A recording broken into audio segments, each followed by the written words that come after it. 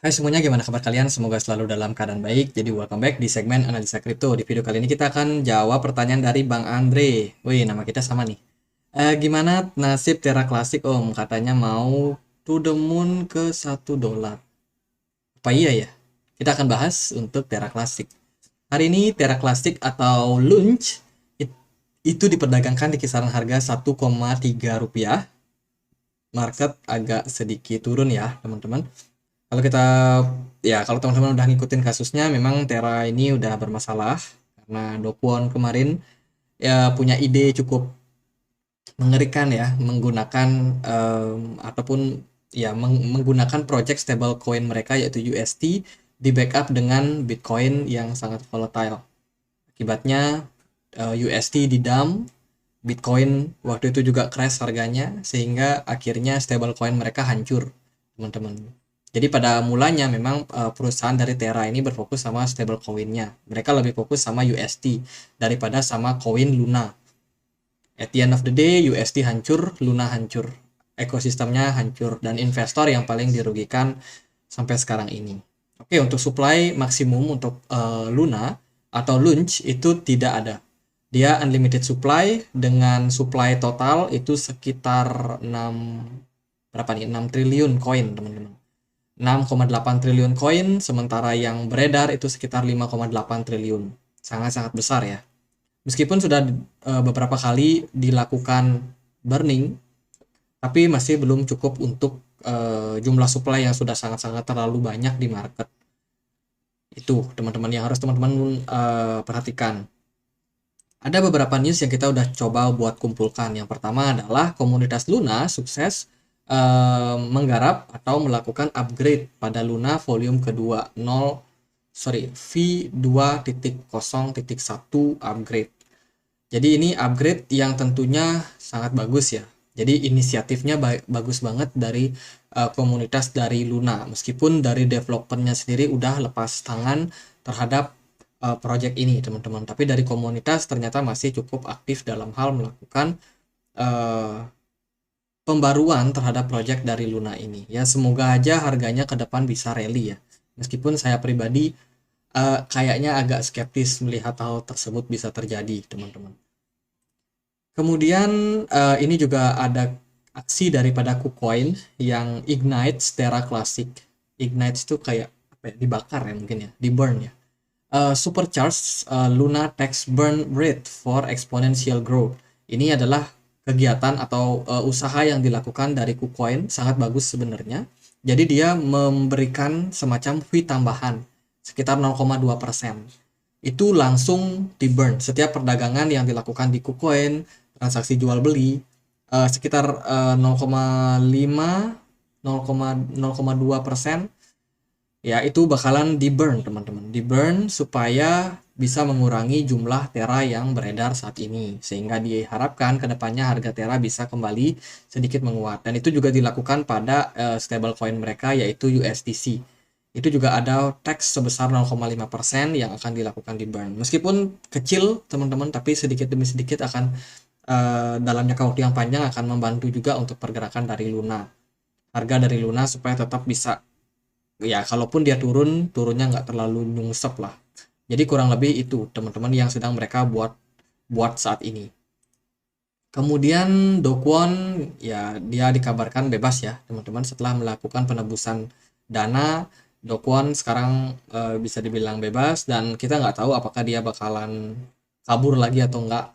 Kalau menurut saya sih dia nggak mungkin kembali ke project dari Luna ini karena udah ya ngapain juga dikembangin, udah nggak menguntungkan bagi Do Kwon ya. Jadi kalau kita menggunakan hitung-hitungan seperti orang yang berusaha untuk punya ya seorang wirausaha lah istilahnya, kita udah punya kerugian nih banyak, perusahaan kita udah rugi. Ya mendingan kita bikin perusahaan baru dong daripada kita menyelamatkan yang udah lama ini yang udah parah banget. Apalagi investor banyak kecewa dan kemarin banyak yang nuntut juga soal Do Kwon. Kemudian dari Twitter itu mereka dikabarkan baru aja bikin kerjasama soal future cross chain. Jadi ini kolaborasi yang dilakukan oleh komunitas Luna dengan blockchain yang lain supaya diharapkan adopsi daripada Terra Luna kedepannya bakalan semakin bagus lagi. Jadi salut sih sama komunitas dari Terra Luna yang masih tetap aktif meskipun dari developernya sendiri udah lepas tangan. Ya susah, susah banget teman-teman. Antara simpati juga iya, kasihan juga iya, tapi kalau sebagai investor harus tetap tegas sih kalau menurut saya. Ini proyek udah bisa dibilang diambil komunitas dan kebanyakan sesuai dengan pengalaman yang saya tahu ya, beberapa koin yang dihandle sama komunitas itu rata-rata memang pergerakannya bingung mau kemana teman-teman, cenderung turun sih biasanya karena memang dari community sendiri kan dia punya banyak kepala tuh, ada banyak ide tapi yang mau dieksekusi yang mana, akhirnya mereka voting di DAO mereka, ujung-ujungnya ya itu developernya agak kurang. Belum lagi kalau bicara soal pendanaan, yang namanya project coin nggak bisa gratis dong, perlu pendanaan. Kalau udah di handle sama komunitas tentunya pendanaannya cenderung kurang, dan ya itu sih salah satu faktor-faktor kendala yang bisa kita temukan nanti pada Terra Luna. Jadi nasibnya seperti apa? Memprihatinkan guys. Meskipun dari komunitasnya sendiri masih tetap aktif eh, untuk mendevelop ya. Tapi kan develop, tapi nggak akan seintens kalau dia punya tim development sendiri yang dibayar, yang digaji, yang fokus benar-benar menjalankan proyeknya. Jadi gitu. Gimana untuk pergerakannya? Pergerakan dari Terra Luna so far udah turun cukup dalam. Aku sendiri agak concern dia ketika dia berada di kisaran harga 0,00012 itu adalah level support yang bagiku sangat kuat. Ternyata tidak berhasil untuk menahan pergerakan dari Terra Luna dan sekarang dia udah berhasil breakdown teman-teman. Sekarang Terra Luna berada di all time low yang baru. So far secara pergerakan menurut saya masih akan sangat-sangat sulit buat Terra Luna untuk kembali recover. Bahkan untuk whales yang besar pun juga kemungkinan enggan untuk masuk ya. Karena pertama ya supply-nya mereka terlalu banjir di market. Menurut saya supply-nya ini udah kelewat banyak sih. Mana tadi tuh supply-nya? Nah ini ya. Supply-nya mereka itu triliunan teman. Jadi besar banget. Besar banget, market cap-nya juga besar, sehingga buat gerakin harganya juga susah. Susah banget kalau ada koin-koin udah market cap-nya besar itu digerakinnya susah. Kalau ada spekulan yang mau masuk pun mereka akan pikir-pikir. Jangan-jangan ketika mereka naikin harganya banyak yang jualan. Ujung-ujungnya mereka yang nggak mau masuk juga. Kalau kita perhatikan sih dari segi volume perdagangan cenderung turun ya sejak Oktober 2022 terus mengalami penurunan meskipun beberapa kali ada sedikit penguatan tapi nggak bertahan lama.